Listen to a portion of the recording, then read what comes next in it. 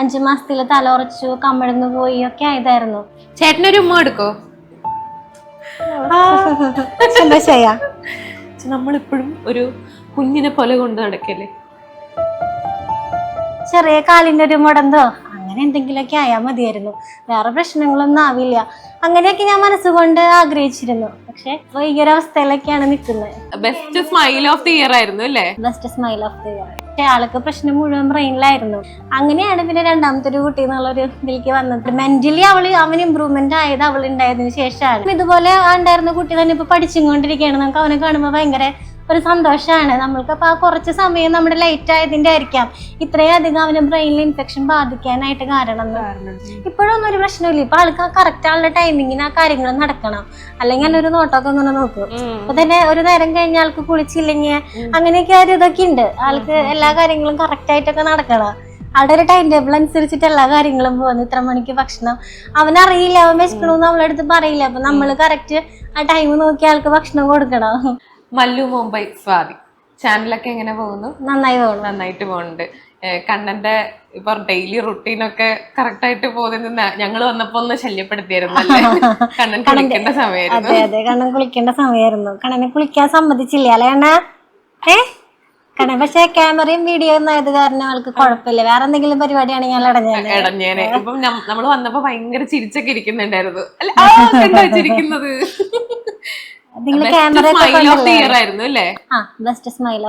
എപ്പോഴായിരുന്നു? എങ്ങനെയായിരുന്നു? അത് അപ്ലൈ ചെയ്തതാണോ? അത് അല്ല, അത് ചേംബർ ഓഫ് കൊമേഴ്സ് വുമൻസ് വിങ്ങിന്റെ അവർ നമ്മളെ ഇങ്ങോട്ട് വിളിച്ചു പറഞ്ഞതാണ്.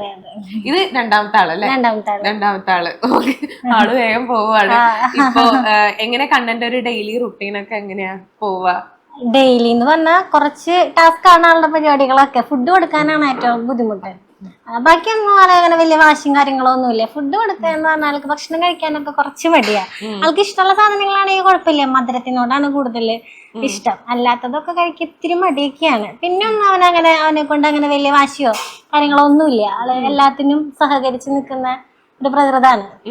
എന്തെങ്കിലും കൊടുക്കണമെങ്കിൽ നമ്മള് ഉടച്ചു കൊടുക്കണം. ഉടച്ചു കൊടുക്കണം, അല്ലെങ്കിൽ പിന്നെ കുറുക്ക് രൂപത്തിലാക്കിയിട്ട് അങ്ങനെ കൊടുക്കണം. കണ്ണിന് ശരിക്കും എന്തായിരുന്നു സംഭവിച്ചത്? അവന് ശരിക്കും ബർത്തിലൊന്നും ഒരു പ്രശ്നം ഉണ്ടായിരുന്നില്ല. 5 മാസം വരെയും ഒരു പ്രശ്നം ഉണ്ടായിരുന്നില്ല. സത്യം പറഞ്ഞ ഒരു പനിയോ ജലദോഷം പോലും ആ സമയം വരെ വന്നിട്ടില്ല. 5 മാസത്തിൽ പെട്ടെന്ന് തന്നെ ഒരു കരച്ചിലിൽ നിന്നാണ് തുടങ്ങുന്നത്. ഒരു നൈറ്റിലൊരു കരച്ചില് പെട്ടെന്ന്. ഞങ്ങൾ അപ്പൊ തന്നെ ഹോസ്പിറ്റലിൽ കൊണ്ടുപോയി. അപ്പൊ ഡോക്ടേഴ്സ് പറഞ്ഞത് ആ പ്രായത്തിലുള്ള കുട്ടികളൊക്കെ കരയാ ഒന്നെങ്കിൽ വയറുവേദന അല്ലെങ്കിൽ ചെവി വേദന അങ്ങനെയൊക്കെ ആയിട്ടാണല്ലോ കരയാ. അപ്പൊ ചെവിയുടെ ഭാഗത്ത് തൊടുമ്പോഴായിരുന്നു കൂടുതൽ കരയുന്നുണ്ടായിരുന്നത്. അപ്പൊ പറഞ്ഞ ചെവി വേദനയായിട്ടാണ് കരയുന്നത്. മെഡിസിനൊക്കെ തന്ന് നമ്മളെ വീട്ടിലേക്ക് വിട്ടു. വീട്ടിലെത്തിയിട്ടും കരച്ചിൽ നിൽക്കുന്നില്ല. ഞങ്ങൾക്ക് ആകെ പേടിയായി. എന്താ മെഡിസിൻ കൊടുത്തിട്ടും പിന്നെയും ഒരു വ്യത്യാസവും ഇല്ലേ കരച്ചിലിന്. അങ്ങനെ ആദ്യം ഹോസ്പിറ്റലിൽ കൊണ്ടുപോയി. അപ്പോഴും ഡോക്ടർ തന്നെയാണ് നമ്മളെടുത്ത് പറഞ്ഞ ചെവി വേദന തന്നെയാണ്, നിങ്ങൾക്ക് പേടിയുണ്ടെങ്കിൽ അഡ്മിറ്റ് ചെയ്യാമെന്ന് പറഞ്ഞ് അഡ്മിറ്റ് ചെയ്തു. എന്നിട്ട് ഹോസ്പിറ്റലിൽ വെച്ചിട്ട് ഇതന്നെ കരച്ചിലിന് ഒരു കുറവുമില്ല. അപ്പോഴും ഡോക്ടേഴ്സ് തന്നെ പറയുന്നത് ചെവി വേദനയാണ്, കുറയാതെയാണ് അങ്ങനെ. പക്ഷെ ആൾക്ക് പ്രശ്നം മുഴുവൻ ബ്രെയിനിലായിരുന്നു.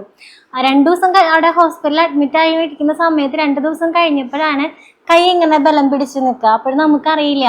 നമ്മൾ ഫിക്സ് എന്നൊക്കെ കേട്ടുള്ളത് നൊരയും പതിയൊക്കെ വായിന്ന് വന്ന് വിറയ്ക്കുക അങ്ങനെയൊക്കെയാണല്ലോ. പിന്നെ ഡോക്ടറെ നോക്കിയപ്പോഴാണ് പറയുന്നത് ഫിക്സിന്റെ കാണുന്നുണ്ട്, വേഗം തൃശ്ശൂർക്ക് കൊണ്ടുപോക്കോന്ന് പറഞ്ഞത്. പക്ഷെ നമുക്ക് കുറച്ച് സമയം അവിടെ പോയി. അവന് ബുദ്ധിമുട്ടുകൾ തുടങ്ങിയിട്ട് 2 ദിവസം ആയിണ്ടായിരുന്നു. അപ്പോഴൊക്കെ ചെവി വേദന എന്ന് പറഞ്ഞ് നമ്മളിവിടെ ഇരിഞ്ഞാലക്കുട ഹോസ്പിറ്റലിൽ തന്നെയാണ് നിന്നത്. അപ്പൊ കുറച്ച് ലേറ്റ് ആയി അവൻ തൃശ്ശൂർ എത്താനായിട്ട്. നമ്മളും അറിഞ്ഞില്ല. അവിടെ ചെന്ന് MRI എടുത്തപ്പോഴാണ് ബ്രെയിനിൽ വൈറൽ ഇൻഫെക്ഷൻ ആയിരുന്നു. അപ്പൊ പിന്നെ ഒക്കെ എന്ന് പറഞ്ഞാൽ ഉണ്ടായിരുന്നതൊക്കെ പോയി. 5 മാസത്തിൽ തല ഉറച്ചു, കമിഴ്ന്നു പോയി ഒക്കെ ആയതായിരുന്നു. പെട്ടെന്ന് തല ഉറച്ചതൊക്കെ പോയി. ഒന്നും വായക്കൂടെ കഴിക്കാൻ പറ്റുന്നില്ല. അങ്ങനത്തെ അവസ്ഥയിലായി. ട്യൂബ് ഫീഡിങ് ആയിരുന്നു. പിന്നെ കുറെ നാൾ 1 മാസത്തോളം ICUലായിരുന്നു. ആ സമയത്തെന്ന് പറഞ്ഞാൽ നമുക്ക് ജീവൻ പോലും ഇങ്ങോട്ട് തിരിച്ച് കിട്ടുമോ എന്നുള്ള ഒരവസ്ഥയിലായിരുന്നു. പക്ഷെ അതൊന്നും കുഴപ്പമില്ലാണ്ട് നമുക്ക് ഇങ്ങോട്ട് കിട്ടിയവനെ.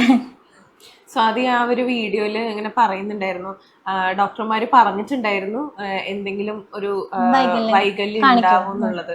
അപ്പൊ സ്വാതി അതിനകത്ത് പറഞ്ഞ കുറച്ച് വേർഡ്സ് ഉണ്ടല്ലോ, അത് പെട്ടെന്ന് ഹിറ്റ് ചെയ്യും. കാരണം എന്താന്ന് വെച്ചാൽ എന്തെങ്കിലും മുടന്തോ അങ്ങനെ എന്തെങ്കിലും ആയിട്ട് കിട്ടിയിരുന്നെങ്കിലും മതിയായിരുന്നു എന്നുള്ള രീതിയിൽ. അപ്പൊ കേട്ടപ്പോ എനിക്ക് ഭയങ്കര എന്താ പറയാ, നമ്മുടെ സ്വന്തം മകനെ അങ്ങനെ കാണാനോ അല്ലെങ്കിൽ നമുക്ക് അങ്ങനെ തോന്നത്ത് പോലും ഇല്ല. അല്ലെങ്കിൽ ആ ഒരു സ്നേഹവും കാര്യങ്ങളൊക്കെ ഉള്ളത് എങ്ങനെയാ അത് നമ്മൾ ഓവർകം ചെയ്യാന്ന് പോലും നമുക്ക് അറിയാൻ പറ്റില്ല. എങ്ങനെയായിരുന്നു ആ സമയത്ത് എനിക്ക് അറിയാൻ ചോദിക്കാൻ പാടില്ലാത്ത നമുക്കത് പെട്ടെന്ന് തന്നെ അക്സെപ്റ്റ് ചെയ്യാൻ ഭയങ്കര ബുദ്ധിമുട്ടായിരുന്നു. കാരണം ഇപ്പൊ ജന്മന ജനിച്ചപ്പോ തന്നെ നമുക്കൊരു വൈകല്യമുള്ള കുഞ്ഞായിട്ടാണ് നമുക്ക് കിട്ടുന്നതെങ്കിൽ അപ്പൊ തന്നെ നമുക്കറിയാം ഇനി ജീവിതകാലം മുഴുവൻ ചിലപ്പോ അവൻ ആ ഒരു സ്റ്റേജിൽ അപ്പൊ തൊട്ട് നമ്മളത് ആയിട്ട് പൊരുത്തപ്പെടാനായിട്ട് ശ്രമിക്കും. ഇതെന്ന് പറഞ്ഞാൽ ജനിച്ചു ഒരു കുഴപ്പമില്ല, നല്ല തക്കുട് കൊണ്ടനൊക്കെ ആയിരുന്നു കേട്ടോ. 4 കിലോന്റെ അടുത്ത് വെയിറ്റ് ഉണ്ടായിരുന്നു, നോർമൽ ഡെലിവറി ആയിരുന്നു, ഒരു പ്രശ്നവും ഇല്ല. ആള് നല്ല ആക്റ്റീവ് ആയിട്ടിരിക്കുന്ന ഒരു കൊച്ചു പെട്ടെന്നൊരു കരച്ചിലിൽ നിന്നാണ് ഇങ്ങനെയൊക്കെ തുടങ്ങുന്നത്. അപ്പോഴും നമ്മൾ ചെവിവേദന സാധാരണ ഉണ്ണികൾക്ക് വരുന്ന പോലത്തെ ഒരു അസുഖം അങ്ങനെയാണ് നമ്മൾ കരുതിയത്. പെട്ടെന്ന് തന്നെ ജൂബിലിയിൽ എത്തി ഇതുപോലെയുള്ള കാര്യങ്ങൾ കേൾക്കുന്നു. അവിടുന്ന് ഡോക്ടർമാര് പറയുന്നത് എന്ന് പറഞ്ഞാൽ നമ്മൾക്കൊന്നും എന്താ പറയാ, നമുക്ക് അതൊന്നും തരണം ചെയ്യാൻ പറ്റാത്ത രീതിയിലുള്ള കാര്യങ്ങളാണ് അവർ നമ്മളുടെ അടുത്ത് പറയുന്നത്. അവരൊരു വെന്റിലേറ്റർ മാറ്റിയിടാണ്, ഓക്സിജൻ ലെവലിൽ കുറവ് വന്നു കഴിഞ്ഞാൽ അപ്പോൾ വെന്റിലേറ്ററിലേക്ക് മാറ്റണം എന്ന് പറഞ്ഞ് ഇവനൊരു വെന്റിലേറ്റർ അവിടെ മാറ്റിയിട്ടേക്കുന്നു. അവർ നമ്മളുടെ അടുത്ത് ഒരു ശതമാനം പോലും നമുക്ക് അവനെങ്ങോട്ട് കിട്ടും എന്നുള്ളൊരു ഉറപ്പ് പറയില്ലേ ഡോക്ടേഴ്സ്. അങ്ങനെയാണല്ലോ, അവരെന്തെങ്കിലും ഉറപ്പ് പറഞ്ഞിട്ട് എന്തെങ്കിലും അപകടം സംഭവിച്ച് നമ്മൾ ചോദിക്കില്ലേ. അപ്പൊ അതുകൊണ്ട് അവർ നമ്മളുടെ അടുത്ത് ഒരു ഉറപ്പും പറയില്ല. ഞാനിങ്ങനെ ICUയിൽ നിന്ന് ശരിക്കും പറഞ്ഞ ഉരുകാന്ന് പറയില്ല, അങ്ങനത്തെ ഒരു അവസ്ഥയിലാണ് നമ്മൾ നിൽക്കുന്നത്. അവരൊക്കെ വന്നിട്ട് നമുക്ക് നോക്കാം അങ്ങനത്തെ ഒരു അവസ്ഥയിലാണ് നമ്മളുടെ അടുത്ത് പറയുന്നത്. പിന്നെ കുറച്ചൊക്കെ ആയപ്പോൾ നമ്മൾക്ക് ഇങ്ങനെ കാര്യങ്ങൾ കുറച്ച് ഇഷ്യൊക്കെ മനസ്സിലായി തുടങ്ങി. ഇത്രയും വലിയൊരു പ്രശ്നമാണ് ഇവന് വന്നതെന്നുള്ളത് അവിടുത്തെ ആ ഹോസ്പിറ്റൽ വാസത്തിൽ നിന്ന് തന്നെ നമുക്ക് മനസ്സിലാക്കാനായിട്ട് പറ്റി. ആദ്യം അതും നമുക്ക് അറിയില്ലായിരുന്നു, ചെറിയ എന്തോ പ്രശ്നമാണ്, ബ്രെയിനിൽ ഇൻഫെക്ഷൻ എന്ന് പറയുമ്പോഴും നമ്മളത് അത്ര വലിയ കാര്യമാണെന്നൊന്നും നമുക്ക് മനസ്സിലാക്കാനുള്ള ഒരു ബുദ്ധി ആ സമയത്തില്ല. പിന്നെ നമ്മൾക്ക് മനസ്സിലായി തുടങ്ങി ഇത് ചെറിയൊരു കാര്യമല്ല അവന് വന്നിട്ടുള്ളത്, വലിയൊരു കാര്യം തന്നെയാണ്. പിന്നെ നമ്മള് ICUലത്തെ ഇതൊക്കെ കഴിഞ്ഞ് റൂമിലേക്കൊക്കെ മാറുന്ന സമയത്താണ് ഡോക്ടേഴ്സ് നമ്മളെടുത്ത് പതുക്കെ കാര്യങ്ങൾ പറഞ്ഞ് മനസ്സിലാക്കി തരുന്നത്. ബ്രെയിനിലാണ് ചെറിയ ഡാമേജ് വന്നിട്ടുള്ളത്, ബ്രെയിനിന്റെ വളർച്ചയുടെ സമയത്താണ്. അപ്പൊ പിന്നെ ഇനിയുള്ള അവന്റെ ഓരോ ഫങ്ഷൻസിലും അതിൻ്റെതായ കുറവുകൾ കാണിക്കും, എന്തെങ്കിലും ഒരു വൈകല്യം എന്തായാലും അവന് കാണും. അങ്ങനെയൊക്കെ പറയുമ്പോഴും ഞാൻ വിചാരിക്കുന്നത് നമുക്ക് കണ്ടില്ലേ ഈ പോളിയോ ഒക്കെ ആയിട്ട് ഓരോരുത്തര് ചെറിയ കാലിൻ്റെ ഒരു മുടന്തോ അങ്ങനെ എന്തെങ്കിലുമൊക്കെ ആയാൽ മതിയായിരുന്നു, വേറെ പ്രശ്നങ്ങളൊന്നും ആവില്ല. അങ്ങനെയൊക്കെ ഞാൻ മനസ്സുകൊണ്ട് ആഗ്രഹിച്ചിരുന്നു. പക്ഷെ ഇപ്പൊ ഈ ഒരു അവസ്ഥയിലൊക്കെയാണ് നിൽക്കുന്നത്. ഇരിങ്ങാലക്കുട ഹോസ്പിറ്റലിൽ കുറച്ച് സമയം അവിടെ പോയി എന്ന് പറഞ്ഞില്ലേ, അപ്പോ ആ ഒരു സമയം ഉണ്ടായിരുന്നെങ്കിൽ എന്തെങ്കിലും ചെയ്യാൻ പറ്റിയേനെന്ന് സ്വാതിക്ക് തോന്നിയിട്ടുണ്ട്. കാരണം ഇതേ അവസ്ഥയിലുള്ള 2 കുട്ടികൾ നമ്മൾ അവിടെ ചെല്ലുമ്പോൾ ഉണ്ടായിരുന്നു ജൂബിലിയിൽ. ഞങ്ങൾ ഇതേ ബ്രെയിനിൽ വൈറൽ ഇൻഫെക്ഷൻ തന്നെ വന്നിട്ട് ഒരു കുട്ടി ഞങ്ങളുടെ ചെല്ലുമ്പോൾ വെന്റിലേറ്ററിൽ കിടക്കുമായിരുന്നു. എനിക്കിപ്പോഴും ആ കുഞ്ഞിന് ഓർമ്മയുണ്ട്, ആ കൊച്ചിന്റെ പേര് പോലും ഓർമ്മയുണ്ട്, മിൻഹ എന്നായിരുന്നു ആ കൊച്ചിന്റെ പേര്. അവൾക്കും ഇതേപോലത്തെ അവസ്ഥ തന്നെയായിരുന്നു, ബ്രെയിനിൽ വൈറൽ. ഇതുപോലെ കുറച്ച് സമയം അവര് പാലക്കാട് ആ ഭാഗത്ത് എവിടെ അവിടെ കുറെ ദിവസം അവരെ പോയി ലോക്കൽ ഹോസ്പിറ്റലില് എന്താ പ്രശ്നം എന്നറിയാതെ കുറച്ച് ദിവസം പോയതിന് ശേഷമാണ് അവർ ജൂബിലിയിലേക്ക് എത്തുന്നത്.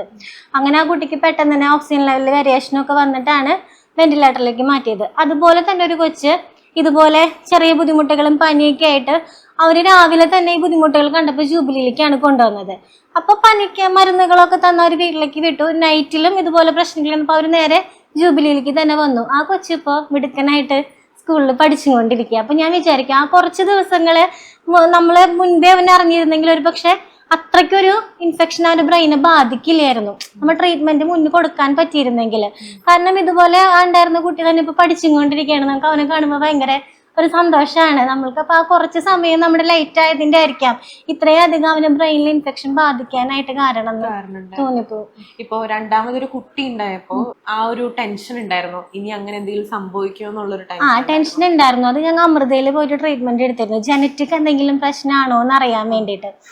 ഒരുപക്ഷെ ജനിതക പ്രശ്നങ്ങൾ എന്ന് പറഞ്ഞാൽ ജനിക്കുമ്പോൾ തന്നെ ആയിരിക്കില്ല ചിലപ്പോൾ അത് കാണിക്കുക, ജനിച്ച് ചിലപ്പോൾ 1 വർഷം കഴിഞ്ഞിട്ടായിരിക്കാം അതിൻ്റെ. ഇപ്പോൾ വൈറൽ ഇൻഫെക്ഷൻ വന്നു എന്ന് പറയുമ്പോൾ അവർ നമ്മളെടുത്ത് പറയുന്ന റീസൺ എന്ന് പറഞ്ഞാൽ കൊതുക് വഴിയോ അല്ലെങ്കിൽ വളർത്തുമൃഗങ്ങളിൽ നിന്നുള്ള എന്തെങ്കിലും അങ്ങനെയൊക്കെയുള്ള ഇതിനാണ് വൈറസ് പടർന്നതെന്നാണ് അവർ പറയുന്നത്. പക്ഷെ ഡോക്ടേഴ്സിന് അപ്പോഴും ഒരു സംശയമുണ്ട്, ഇനിയിപ്പോൾ ജനിതകമായിട്ട് എന്തെങ്കിലും പ്രശ്നം ഉണ്ടായിട്ടുണ്ടോ, നമുക്ക് എല്ലാ ഭാഗവും ക്ലിയർ ചെയ്ത് വെക്കണമല്ലോ.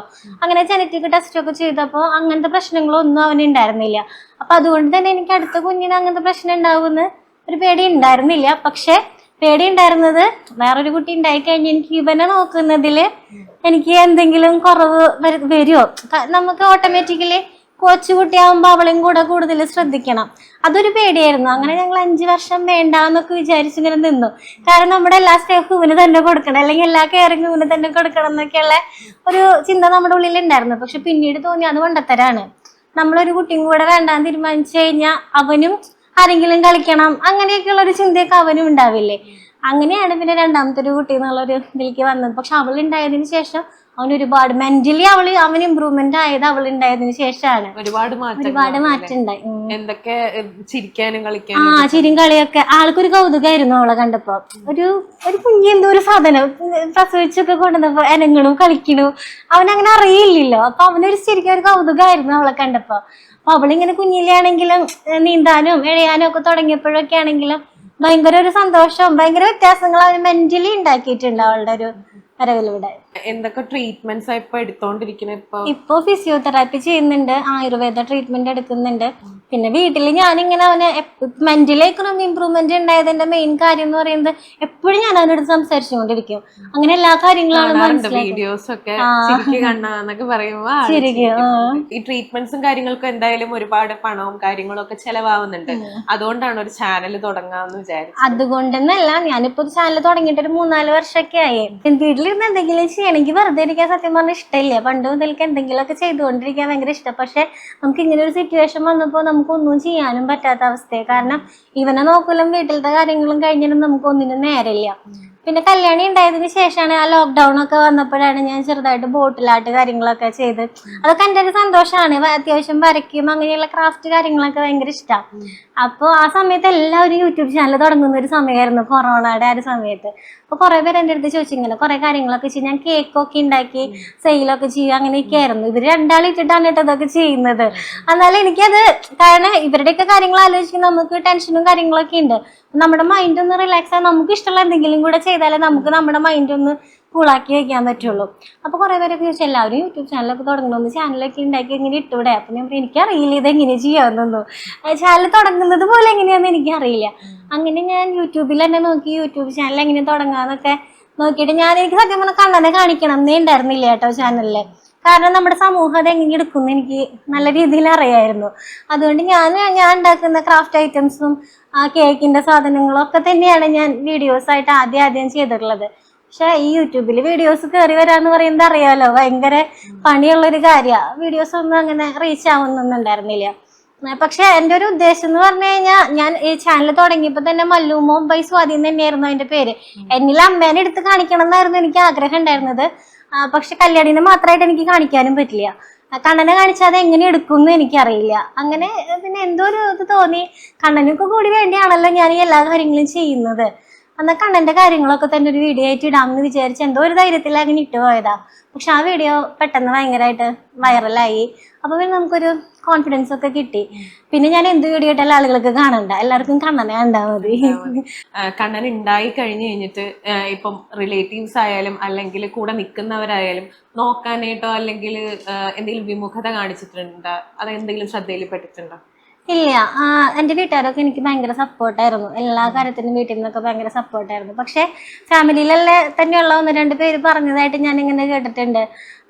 അതൊക്കെ പറയാൻ പോലും വിഷമമുള്ള കാര്യമാണ്. കാരണം അന്നൊക്കെ എന്തെങ്കിലും ഒരു പറ്റിയിരുന്നെങ്കിൽ എന്നെയാണ് അവർ കൂടുതലായിട്ട് നോക്കുന്നത്. കാരണം ഞാനാണല്ലോ ഇപ്പോൾ അവൻ്റെ കാര്യത്തിൽ കൂടുതൽ അങ്ങനെ ബുദ്ധിമുട്ടെന്ന് എനിക്ക് തോന്നിയില്ല. പക്ഷെ മറ്റുള്ളവരെ കണ്ണിൽ ചിലപ്പോൾ ബുദ്ധിമുട്ടായിട്ട് തോന്നുന്നുണ്ടായിരിക്കാം. അപ്പൊ അവർക്ക് എന്നോട് ഒരുപാട് ഇഷ്ടമുള്ളത് കൊണ്ടായിരിക്കാം, അയ്യോ അന്ന് വയ്യാണ്ട് വന്നപ്പോ എന്തെങ്കിലും പറ്റിയിരുന്നെങ്കിൽ അവൾക്ക് ഈ ഒരു ബുദ്ധിമുട്ടുണ്ടാവില്ലായിരുന്നു എന്നുള്ള രീതിയിൽ പലരും അങ്ങനെ പറഞ്ഞത് എന്റെ ഫാമിലിയിലുള്ള 1-2 പേര് കേട്ടിട്ട് എൻ്റെ അടുത്ത് പറഞ്ഞിട്ടുണ്ട്. സത്യം പറഞ്ഞാൽ ഓരോരുത്തൊക്കെ ഇപ്പോഴും എനിക്ക് മനസ്സുകൊണ്ട് ദേഷ്യ. പക്ഷെ അവർക്ക് അവരുടെ മക്കളാണെങ്കിൽ അവരത് അങ്ങനെ പറയുമോ അല്ലേ? അതുപോലെ നമ്മുടെ ഫാമിലിയിലുള്ള ചിലർക്കൊക്കെ ഭയങ്കര സഹതാപമാണ്. ചിലരെ കുറെ ഞങ്ങൾ നോക്കുന്നില്ല ഉണ്ണിനെ, എനിക്ക് നോക്കാൻ പറ്റുന്നില്ല അല്ലെങ്കിൽ കാണാൻ പറ്റുന്നില്ല അങ്ങനെയൊക്കെ. അപ്പൊ അവരുടെ വീട്ടിൽ അങ്ങനെ ഒരു കുട്ടി ഉണ്ടായി കഴിഞ്ഞാൽ അവര് നോക്കില്ലേ, അവര് കാണില്ലേ? അങ്ങനെയൊക്കെ ഞാൻ ചിന്തിച്ചു പോകാറുണ്ട്.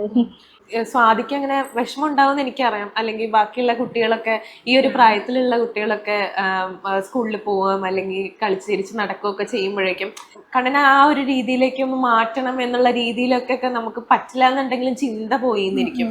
അപ്പോൾ അതിനുള്ള ട്രീറ്റ്മെന്റ്സും കാര്യങ്ങളും ഒക്കെ എന്തെങ്കിലും കുറച്ചുകൂടി എന്താ പറയാ എഫക്റ്റീവ് ആയിട്ടുള്ള രീതിയിലേക്ക് മാറ്റണം എന്നൊക്കെ ചിന്തിച്ചിട്ടുണ്ടോ? അല്ലെങ്കിൽ മാക്സിമം ഞാൻ എല്ലാ രീതിയിലും ട്രൈ ചെയ്യിക്കാറുണ്ട്. കാരണം അവന് നോർമലായിട്ട് ഒരു കുഞ്ഞിന്റെ പോലെ നടക്കുന്നതും കളിക്കുന്നതും ഒക്കെ കാണാൻ നമുക്ക് സ്കൂളിൽ ചേർത്തിട്ടുണ്ട്. നോർമൽ സ്കൂളിലാണ് ചേർത്തിരിക്കുന്നത്. എനിക്ക് ഇപ്പോഴും അവനൊരു സ്പെഷ്യൽ ചൈൽഡായിട്ട് കാണാനായിട്ട് ഇഷ്ടമല്ല. അതുകൊണ്ട് തന്നെ സ്പെഷ്യൽ സ്കൂളിൽ ചേർത്തിട്ടില്ല, നോർമൽ സ്കൂളിലാണ് ചേർത്തിട്ടുള്ളത്. അവിടെയൊക്കെ കൊണ്ട് ചെല്ലുമ്പോൾ അവിടുത്തെ കുട്ടികളെയൊക്കെ കാണുമ്പോൾ അവൾ ഭയങ്കര സന്തോഷം. അപ്പം ഞാൻ വിചാരിക്കും അവർക്ക് വലിയ കുട്ടികളായിട്ടോ. അപ്പോൾ അവരൊക്കെ കാണുമ്പോൾ ഇരിക്കും അവരൊക്കെ ശരിക്കും കണ്ണന് നോർമൽ കുഞ്ഞാണെങ്കിൽ ഇത്രയും വന്ന കുട്ടിയായിരിക്കും. ഞാനിപ്പോഴും അവന് കുഞ്ഞാവയുടെ പോലെ കൊണ്ട് നടക്കുക. അപ്പോൾ നോർമൽ കുട്ടിയായിരുന്നെങ്കിൽ അവന് ഇത്രയൊക്കെ ആയാലല്ലേ ശരിക്കും ഒരു വലിയ കുട്ടി. എനിക്കൊക്കെ വീട്ടിൽ അവനുണ്ടെങ്കിൽ ഒന്ന് കടയിൽ പോകണ്ടെന്നൊക്കെ അങ്ങനെയൊക്കെ ഉള്ളൊരു സപ്പോർട്ടിന് പോലുള്ള ഒരാളായാനേന്നൊക്കെ ഞാൻ ചിലപ്പോൾ ചിന്തിച്ച് പോകാറുണ്ട്. അപ്പോൾ മനസ്സുകൊണ്ട് ശരിക്കും വിഷമമൊക്കെ തോന്നും നമുക്ക്. പക്ഷെ എന്തെങ്കിലും സംസാരിക്കാനായിട്ടൊക്കെ ശ്രമിക്കുകയൊക്കെ ചെയ്യാറുണ്ടോ? സൗണ്ടുകൾ ഉണ്ടാക്കും. സംസാരിക്കാൻ അവൻ ശ്രമിക്കും. നമ്മളിങ്ങനെ പറയുമ്പോൾ ആള് വാ തുറന്നൊക്കെ ഇങ്ങനെ വരും. പക്ഷെ സൗണ്ട് ഇങ്ങോട്ട് വരില്ല. ആളുടെ ഇവിടുത്തെ ഞരമ്പുകളൊക്കെ തളർന്നു പോയിട്ടുണ്ട്. അപ്പൊ സ്പീച്ച് തെറാപ്പിയും കാര്യങ്ങളൊക്കെ കൊടുക്കുന്നുണ്ട്. പക്ഷെ ആൾക്ക് പറ്റാത്തൊരു കാര്യമാണ് നമ്മൾ അവനെ കൊണ്ട് ഇങ്ങനെ ട്രെയിൻ ചെയ്യിപ്പിച്ചുകൊണ്ടിരിക്കും. നമുക്കറിയാം അവൻ ആഗ്രഹം ഇല്ലാണ്ടല്ല, അവൻ ട്രൈ ചെയ്യാതെയല്ല, അവന് സാധിക്കുന്നില്ല.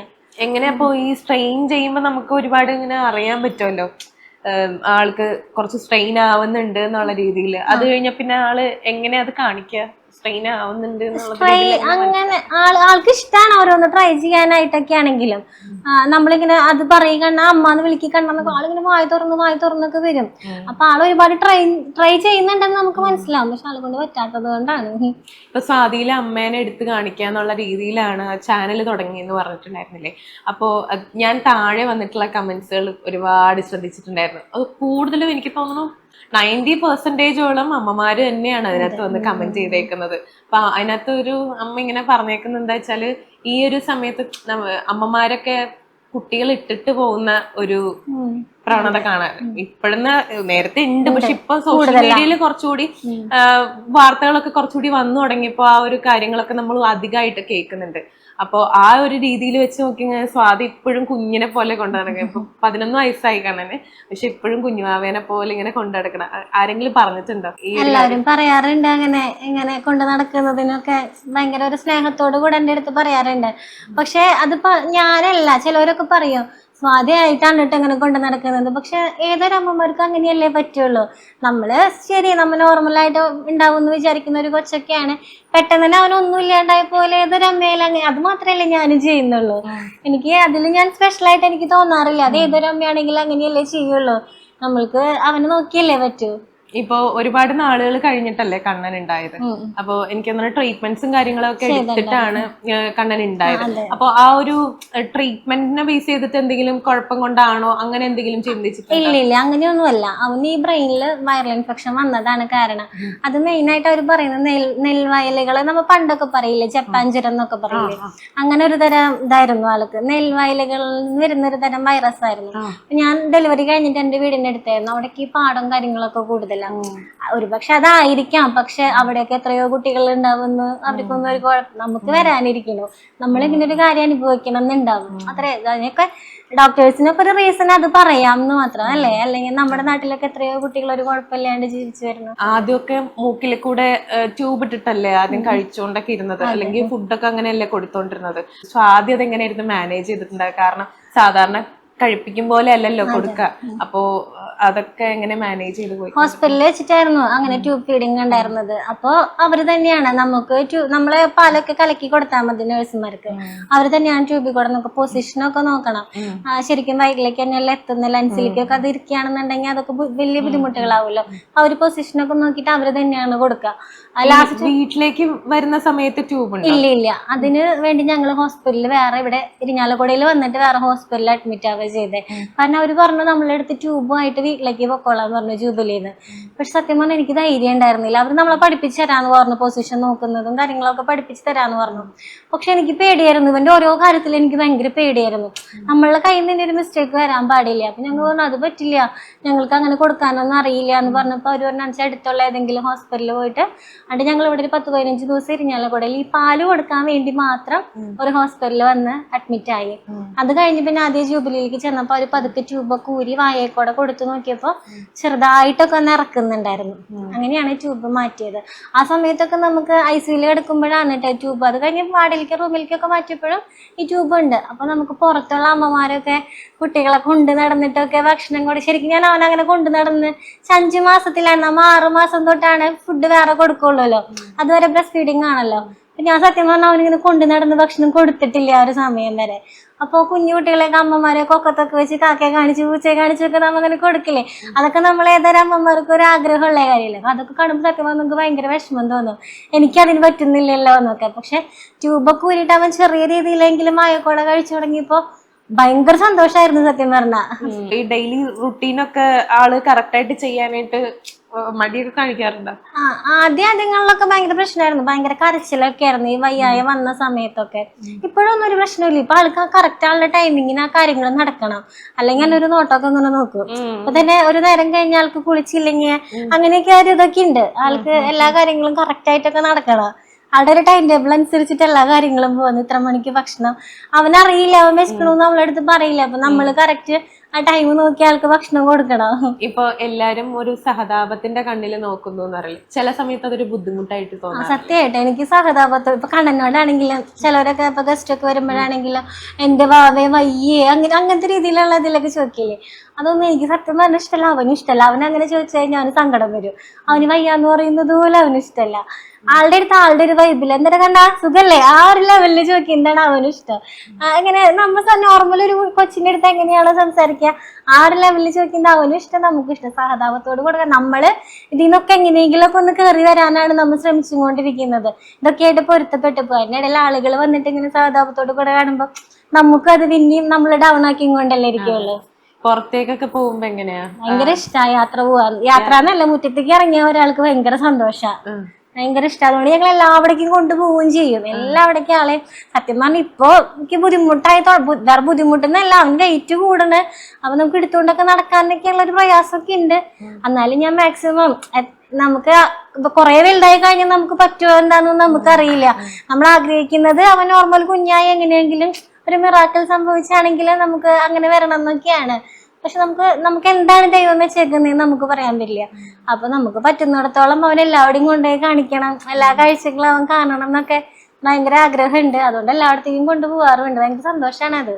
ഇപ്പൊ ഫ്യൂച്ചർ ആലോചിച്ച് നമുക്ക് എല്ലാവർക്കും ടെൻഷൻ ഉണ്ടാവും, അല്ലെങ്കിൽ ഇപ്പം നമ്മുടെ ഓരോരുത്തരുടെ ഫ്യൂച്ചർ നമുക്ക് നാളെ എന്താവും നമുക്കറിയില്ല. ഇപ്പൊ കണ്ണന്റെ എന്ന് പറഞ്ഞു കഴിഞ്ഞാൽ ഞാൻ അങ്ങനെ ചോദിക്കുന്നതല്ല, നമുക്കൊരു ടെൻഷൻ ഉണ്ടാവും. കാരണം ആൾക്ക് തന്നെ ഒരു കാര്യങ്ങളും ചെയ്യാൻ പറ്റില്ല.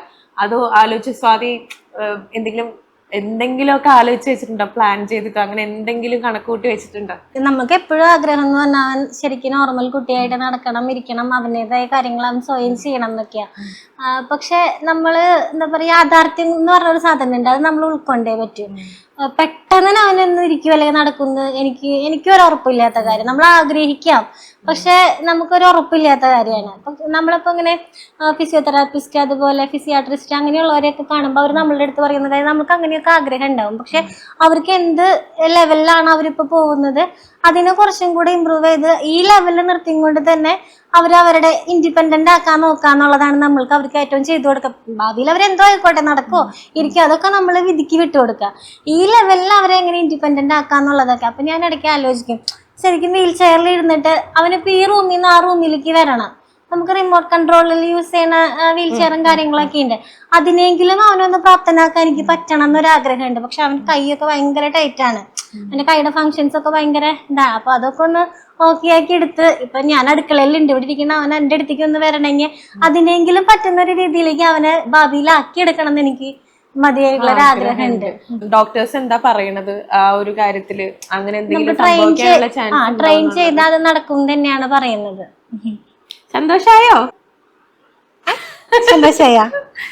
സന്തോഷായ ഇവിടെ ഇരിക്കുമ്പോ അമ്മ കിച്ചണില് കുക്ക് ചെയ്യുമ്പോ ഉണ്ടല്ലോ, ഇവിടെ നിന്ന് അങ്ങോട്ടേക്ക് പോണം. എങ്ങനെ പോവാ വാവാ? എങ്ങനെ പോവാ ആലോചിക്ക. കണ്ണന്റെ ചെയറിൽ അങ്ങോട്ടേക്ക് പോവോ? അമ്മ ചെയർ അവിടെ ഒരു ചെയർ കിടക്കുന്നുണ്ട്. പോകുന്നുണ്ടെങ്കിൽ ഒന്ന് ചിരിച്ചേ, ചിരിക്ക്. കണ്ടാ പോകും. അടിപൊളി. മിടുക്കനല്ലേ കണ്ണൻ? മിടുക്കനല്ലേ? ആ കണ്ണൻകുട്ടി മിടുക്കനാണ്. കണ്ണൻ മിടുക്കനാണല്ലോ. അനിയത്തി എന്തി? കല്യാണിയോ? കല്യാണി എന്തേ? കല്യാണി കുട്ടി കല്യാണി എവിടെയാ? നോക്കിയേ എവിടെയാ? ഓ മറഞ്ഞൊക്കെ നോക്കണ്. കല്യാണിനെ നോക്ക്. കല്യാണി ഇവിടെ നിപ്പുണ്ട്. അതി കൂടെ നോക്കി, അതി കൂടെ. ചേട്ടനൊരു ഉമ്മ എടുക്കോ? കല്യാണിക്കുട്ടിയുടെ ഉമ്മ കിട്ടിയല്ലോ. കല്യാണിക്ക് ഇടയ്ക്ക് സന്തോഷായോ? പരിഭവൊക്കെയാ. ആണോ? അമ്മക്ക് ചേട്ടനെയാണോ കൂടുതൽ ഇഷ്ടം അങ്ങനെയൊക്കെ ചോദിച്ചിട്ട്. കണ്ണൻ ആരെയാ കൂടുതൽ ഇഷ്ടം? കണ്ണൻ ആരെയാ കൂടുതൽ ഇഷ്ടം? ആരെയാ കൂടുതൽ ഇഷ്ടം? കല്യാണിനെ നോക്കാൻ പറഞ്ഞിട്ടില്ലേ അമ്മ? അത് പ്രശ്ന. അമ്മേനെയല്ലേ കണ്ണൻ ചേട്ടൻ നോക്കിയത്, എന്നെ നോക്കണില്ലല്ലോ എന്നൊക്കെ പറയും. ഇന്നലേക്ക് അത് വലിയ പ്രശ്നമായിരുന്നു. കല്യാണിക്കുട്ടിക്ക് പരാതി ഉണ്ട്. കല്യാണിക്കുട്ടി വന്നതാണ്ടോ ചേട്ടന്റെ അടുത്ത് ഉമ്മ തരാനാ വന്നേ. ചേട്ടന് ഉമ്മ തരാനാ വന്നേ. ചേട്ടന് ഉമ്മ തരാനായിട്ട് കല്യാണിക്കുട്ടി ഓടി വന്നതാ. ഇനി ട്രീറ്റ്മെന്റ്സ് ഒക്കെ എങ്ങനെയാ പോവാൻ ഉദ്ദേശിക്കണ? അങ്ങനെ എന്തെങ്കിലും ട്രീറ്റ്മെന്റ് ഫിസിയോതെറാപ്പി ചെയ്യുന്നുണ്ട് ഇപ്പൊ, പിന്നെ ആയുർവേദം ചെയ്യുന്നുണ്ട്. ഏതാ കുറച്ചുകൂടി എഫക്റ്റീവ് ആയിട്ട് തോന്നിയിട്ടില്ലേ? ആയുർവേദം ആൾക്കേ കഷായ അരിഷ്ടമൊക്കെ കഴിക്കാൻ മടിയാ. പിന്നെ ഉഴിച്ചിൽ കാര്യങ്ങളൊന്നും വലിയ കുഴപ്പമില്ല, അതിനൊക്കെ ആള് കിടന്നു തരും. ഫിസിയോതെറാപ്പി നമ്മൾ ചെയ്യുന്നതെന്ന് പറഞ്ഞാൽ മസിൽസ് ഒന്നും ടൈറ്റ് ആവാണ്ട് നോക്കണം. അപ്പൊ അത് കണ്ടിന്യൂസ് ചെയ്യുന്നുണ്ട്. ചാനലൊക്കെ ഇനി എങ്ങനെ കൊണ്ടുപോകാനാ പ്ലാൻ ചെയ്ത്? വീഡിയോസുകൾ ഇടുന്നുണ്ട്. കണ്ണനെ കാണാൻ ആഗ്രഹമുള്ള ഒരുപാട് പേരുണ്ട്. ആളുകളൊക്കെ ഇങ്ങനെ അറിഞ്ഞു വരാറുണ്ട് കാണാനൊക്കെ ആയിട്ട്. ഒരുപാട് പേര് വരാറുണ്ട് അല്ലേ? അപ്പൊ എങ്ങനെയാ അത് കണ്ണന് കാണാൻ ഇഷ്ടമാണ്? ഭയങ്കര സന്തോഷമാണ്. ഇപ്പൊ ചാനലില് സബ്സ്ക്രൈബേഴ്സ് ആണോ വരാറ്, അതോ ഇങ്ങനെ അറിഞ്ഞ് കേട്ടിട്ട് വരുന്ന? സബ്സ്ക്രൈബേഴ്സ് ആണ് കൂടുതലും വരാറ്. കണ്ണന് എന്തോരം സബ്സ്ക്രൈബേഴ്സാ? കണ്ണന് ഒരുപാട് ഇഷ്ടമുള്ള ആൾക്കാരുണ്ട്. അവർക്കൊക്കെ ഒരു ചിരി പാസ്സാക്കിയേ. ചിരി കൊടുത്തേ കണ്ണന് ഇഷ്ടമുള്ള ആൾക്കാരൊക്കെ. ചിരിച്ചേ, ക്യാമറയിലേക്ക് നോക്കി ചിരിച്ചേ. ഏതാ ക്യാമറ? അതൊക്കെ അറിയാ. കണ്ടോ? ഞാൻ ഇതിന്റെ ഇടയ്ക്ക് ആ ഒരു ഫോട്ടോ കണ്ടു. അത് ഒന്ന് കല്യാണിക്കുട്ടിയാണ്, മറ്റേത് സ്വാതി പറഞ്ഞപ്പോഴാ ഞാൻ കണ്ണനാണ് എന്നുള്ളത്. അത് ആരാത് എഡിറ്റ് ചെയ്തത്? അതൊരു സബ്സ്ക്രൈബർ ആയിരുന്നു. എല്ലാവരുടെയും ആഗ്രഹമാണല്ലോ കണ്ണൻ ഇങ്ങനെ കല്യാണിയുടെ അടുത്ത് നിന്ന് കാണണം എന്നുള്ളത്. അപ്പൊ ഒരു സബ്സ്ക്രൈബർ അത് എഡിറ്റ് ചെയ്ത് ഫ്രെയിം ചെയ്ത് എനിക്ക് അയച്ചു തന്നതായിരുന്നു. കണ്ടപ്പോ സ്വാതിയുടെ ഒരു ഭയങ്കര സന്തോഷം തോന്നി. നമ്മൾ എന്നാണെങ്കിലും കാണാൻ ആഗ്രഹിക്കുന്ന ഒരു കാര്യമല്ലേ അത്. അപ്പൊ ഭയങ്കര സന്തോഷം തോന്നി അങ്ങനെ കണ്ടപ്പോ. കണ്ടില്ലേ അത്? കണ്ടു. കണ്ണനോട് ഇടയ്ക്ക് ഞാൻ പറയും, ആരാടാ അവിടെ ജീൻസ് ഒക്കെ ഇട്ട് വാച്ചൊക്കെ കെട്ടി നിക്കുന്നേന്നൊക്കെ ചോദിക്കും. ഭയങ്കര സന്തോഷത്തിലൊക്കെ നോക്കും. അല്ല കണ്ണ? അപ്പൊ എന്തായാലും ട്രീറ്റ്മെന്റ് ഒക്കെ നന്നായിട്ട് പോട്ടെ. അങ്ങനെ ഒരു മിറാക്കിൾ സംഭവിക്കട്ടെ, ഞാനും പ്രാർത്ഥിക്കും.